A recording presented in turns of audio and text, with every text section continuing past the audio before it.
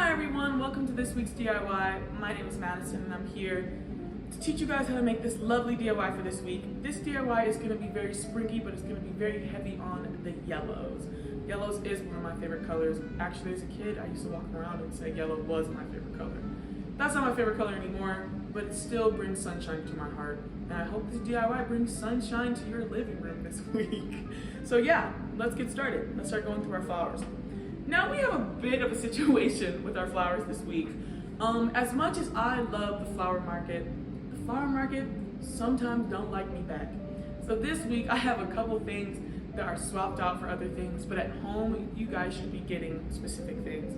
And I will let you know what those things are. And the first flower we have right here is daffodils. Now daffodils are a really pretty yellow flower. They're usually one of the first flowers of spring. My favorite thing about Detroit is they take daffodils, and there's a company called Daffodils in the D, I believe, something like that, and they plant all of these cool pathways of daffodils all over Detroit. So whenever you're driving around Detroit and you see those daffodils, just know that's an initiative that happens around Detroit each year. They're also the flower for the month of March, which I think is important because we're literally in March. My birthday's in March, so whenever I see a daffodil, I get super happy. They're also called narcissus or narcissus, depending on who you talk to. Some people say it the other way. They're a Roman thing, so they were actually brought into Europe from Rome because a lot of Romans believed that the sap from them, or like when you crush them, you could use that to heal wounds. Little did they know, daffodils, fun fact, are actually extremely poisonous and it actually irritates your skin. It can also harm other plants that are inside of other arrangements with them. So it's actually really important that before you use daffodils, that they sit in water for at least 12 hours before you pop them in with other arrangements, because the stuff that comes out of these can kill your other flowers as well. Fun fact. Another cool thing about daffodils is there's actually a Greek myth about how the flower came to be. There was a beautiful woman named Echo who was in love with a Greek god, or whatever he was. His name was Narcissus, same as his flower, and he was kind of narcissistic. He was very obsessed with himself. So when she approached him, he said, "Get away from me, I do not want you," which is really messed up. So there was another god, the god of revenge. His name was Nemesis, something like that. And he actually lured Narcissus to a pond where they looked into the water. And then when they looked into the water, they were so obsessed with themselves, they leaned in too deep, they fell in and they drowned. And then what came from the water sprouted this beautiful flower. All right, for our next flower, we have this beautiful yellow snapdragon. Snapdragons are absolutely gorgeous. I believe they're native to Asia. I love them. They get their name from, look at this little thing you do when you squeeze their like little mouths. They open up and they make these little like dragon faces. They look like something's biting you. They're super cute. They're very important linear inside of floristry because they're very long. They have beautiful gestures to them. So if you look at this one, it has this beautiful wavy gesture to it that we're gonna play with our arrangement. And yeah, I love them. All right, y'all, so now time to what I was supposed to get. So I was supposed to get hyacinth, but as we know, it's springtime. It's really early spring, so hyacinth are coming out into the floristry world right now, but they're not quite there yet. So everyone should be getting hyacinth, but today I'm gonna be using a mixture of two different things. One, I got stock. It kind of has that same gesture or that same like floral pattern as hyacinth in a way. Hyacinth is just like this. It's like this big old bulb of beautiful scented flowers that are gorgeous. And stock kind of gives that as well. It has this mass of flowers that's at the top and it has a beautiful scent that comes from it. So we're actually going to use this. And then we have this beautiful muscari, which I always said looks like tiny little hyacinths in my opinion, but they look like little blueberry, like little tiny bellflowers. They have a great scent to them, and I absolutely love them as well. They're just super tiny, so we're gonna use a mix of these two today. Next, we have our solidago, also called goldenrod. Now, this plant, fun fact, is actually native to Michigan. It's very beautiful. You can see it growing everywhere, all over Michigan. I usually see it growing on the side of the highways. We can find it in beautiful wildlife gardens as well. So you should have some of that. And then last but not least, another market fail. I know, I'm just disappointing y'all this week, sorry. You're supposed to get podocarpus. I didn't get my podocarpus in yet, so I'm going to be using this beautiful green we call Nagy. Now, what you will be getting is something called, again, podocarpus. That is a conifer. A conifer is on the opposite side of angiosperms. So like all the things you see here are these flowering plants. Those are angiosperms. Conifers are something called gymnosperms because of their reproductive ways they reproduce. They do cone-bearing seeds, which is completely different than how angiosperms give out seeds or how they reproduce, which is through the showing of flowers and then having a seeding generation of their flowers. So completely different, but you guys should have podocarpus.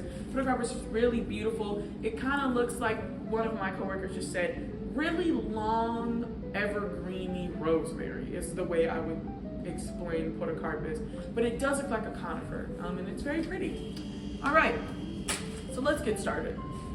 So the first thing I'm gonna do is I'm gonna break down our Nagy. I'm just gonna break down all these little tendrils. You don't need to just throw this in your vase and have it look like that. That's not right. So what you're actually gonna do is you're gonna break it down. So I'm gonna break down these pieces into more usable ones that are a bit more vase friendly. Making sure any leaves that are beneath the bowline are not in the water and are not on the stem. I'm cleaning my stems. That's what's most important.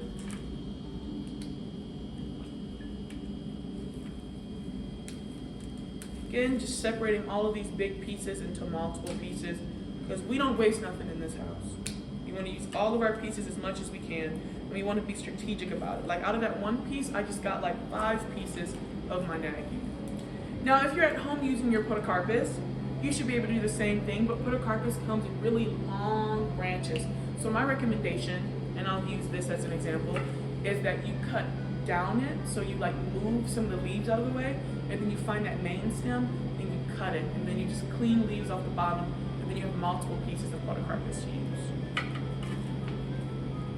All right, then I'm just gonna continue.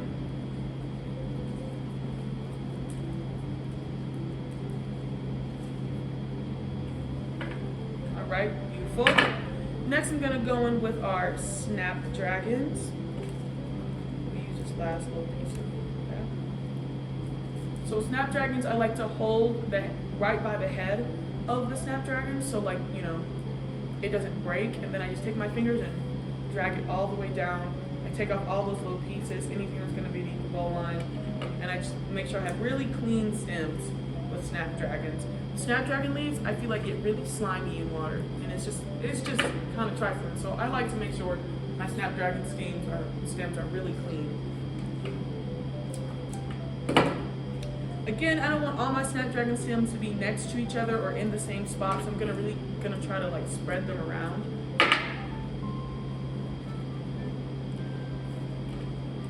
This one is really pretty because it has such a beautiful gesture to it. Do you see that? It waves. I'm gonna make sure that's not getting erased in my forestry. Again, take that petal off. Put that one right here. All right, this arrangement is already looking like sunshine. Next, I'm gonna put in my solidago just so we can really fill out our base. I'm just cutting some of those stems off, cutting off any extra leaves, and then sticking my solidago in the fun little spots. Put that one right up front. Beautiful. And then I'm gonna keep this one not too tall, but I'm gonna just really fill out that top part. Maybe put that behind so it's not blocking my beautiful snapdragons. All right, let's see how we like that. I'm gonna cut this one a little shorter just so I can get the angle I want. A lot of times when you're arranging that you don't think, especially in tall, narrow vases like this one, you really want to cut your stems a little shorter than what you think, just so you can get the angles you want. Because if it's hitting the side of the vase, it's going to want to sink down into the vase. So in order to get that angle of it going off to the side, you need to cut them a little shorter. So don't be afraid to cut a little shorter on some of your stems, especially when you want that dream angle that I got going on right here. All right, next I'm going to go in with my stock, but we're going to close our eyes and we're going to picture hyacinth, the beautiful spring flower of hyacinth. That's what we're going to dream of. So I'm going to cut this one a little shorter. just so again I can get that angle I want. I want that fluffy mask right here in the front. I'm gonna do another one a little taller towards the back because I want dimension. I don't want just like a mound of stock. And then since you know we're missing our stuff, I might use a couple of those mascara. But I'm gonna use most of this instead.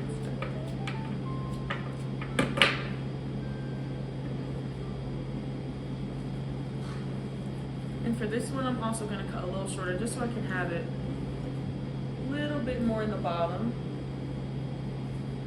Just a little. I'm gonna put that one more towards the middle so we can really fill it out. There we go. And now it's time for the star of the show, our beautiful little daffodils. Now when daffodils grow, they grow from bulbs. They're bulbous plants, so kind of similar to like when you plant bulbs for like tulips and all that other stuff. So when they bloom, they have this little like papery sheath around the bloom. And you don't have to take it off, but if you want to open up your daffodils right away, you peel this back. So what I'm gonna do is I'm just gonna peel off this papery stuff that's growing around it, and then I'm gonna take my bloom and I'm just gonna blow this daffodil open. And then voila, a beautiful open daffodil. So we went from this to this, just by a little magic. Isn't floristry magic, guys? All right, so I'm gonna cut this one a little shorter, just so I can get the angle I really want. And I'm really gonna focus these daffodils in like not a single spot, but kind of in the same area. Because one thing that I've really learned about like floristry sometimes, if you want people to see something that's special, so like if I had a really big arrangement and I had really pretty ranunculus that I really wanted someone to like look at and appreciate, sometimes putting them together or putting certain colors together especially really help them stand out a bit more. So that's what I'm gonna do with these daffodils. I'm gonna bunch them together. They're a cute little family. Why not keep them together? Again, I peeled off that paper sheath and then I just open it up a little more so it can.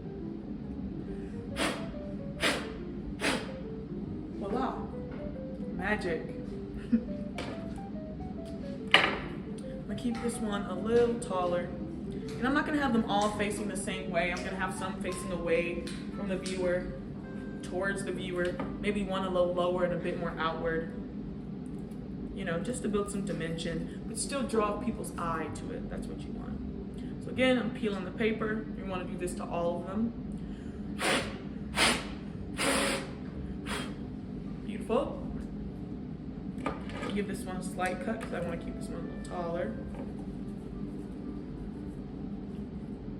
See how that's looking so far? Gorgeous. Ah, I wish we had our hyacinth, guys. I'm really dreaming of her right now. But hey, I know you guys have your hyacinth, so I'm living vicariously through my viewers. So thank you guys. This week, that means you guys have to send me pictures because I don't know what to do. I don't know what it looks like this week, so I need your help. So if you guys could actually send your pictures a lot this week, I need everyone to do it. That would make me really happy.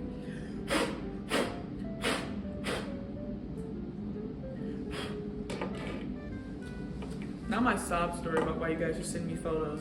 But I'm serious, I like need to see what it looks like this week. Genuinely. And again, you don't want all of your daffodils to be at the same height, so I'm like putting some a little deeper, putting some a little taller, having some have some movement. They're all not facing the same way either. You want them to look like they're just growing out of the vase almost. Gives it a more natural, fun look. Again, peeling off the paper. Just peeling this off. And then I'm going to put this right here. I'm gonna cut it a little shorter so it comes out a little bit more. And I'm gonna stick this one right here, just coming out a little further. All right, so now that our daffodils look absolutely beautiful and bouncy, I'm just gonna use this mascara because, you know, I'm missing and honestly very sentimental about not having my hyacinths today. So we're just gonna use everything that I have pretty much. So we got these beautiful mascara. I'm just gonna use about 2 just so we can get that pop of blue that you guys are gonna have with your hyacinth in there.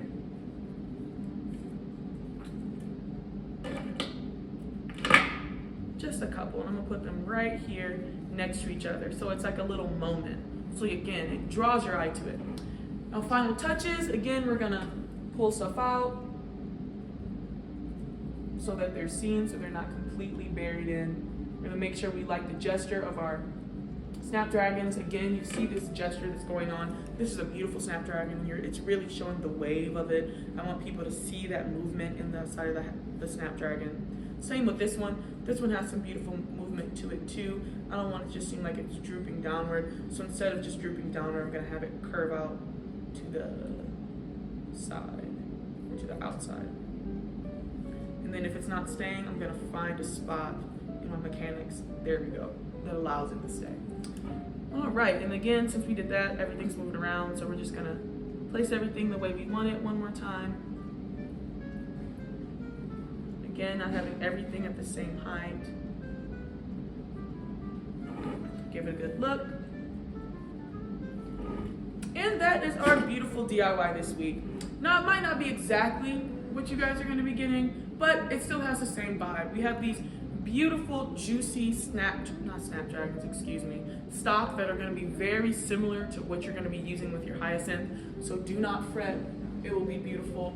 Because it has that same kind of leaf structure in a way, where it's like a mound of flowers on top of like a long stick. So use it in the same way, I highly recommend. Then we have these snapdragons that are a beautiful, bright, sunny yellow.